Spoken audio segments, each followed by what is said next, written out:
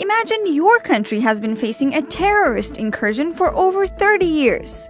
Your Western and European allies have condemned the attackers, recognized the group as terrorists, and offered their support to you. Now, a few years ago, a new, bigger, and even more widespread threat has surfaced. One who has attacked you and your strong allies. So, what does one of your best allies do?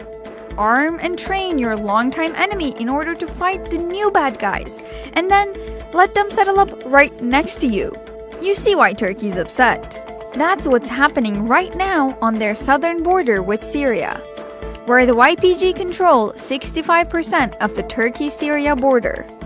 The US says that Turkey should concentrate on attacking Daesh, but Turkey sees the YPG buildup as a greater long-term threat. Here's some background. In order to fight Daesh, also known as ISIS, in Syria a few years ago, the US armed and trained a group of mostly Kurdish rebels going by YPG, who later changed their name to SDF. More on that in a second. The SDF moved into areas which Daesh had been controlling, and they decided to stay and hold up in cities like Afrin, Manbij, and others. Some areas previously controlled by Daesh are now swarming with SDF fighters. So, who is the SDF? They formerly called themselves the YPG, who the Turks would say equated to the PKK. You're dealing with a terrorist enemy of mine. How can you do that, ally? So we literally played back to them, and you got to change your brand. What do you want to call yourself besides the YPG? And with about a day's notice, they declared that they were the Syrian Democratic Forces. I thought it was a stroke of brilliance to put democracy in there somewhere. That's right. The SDF were told to rename themselves by the US. But why? Aren't they the military wing of the PYD?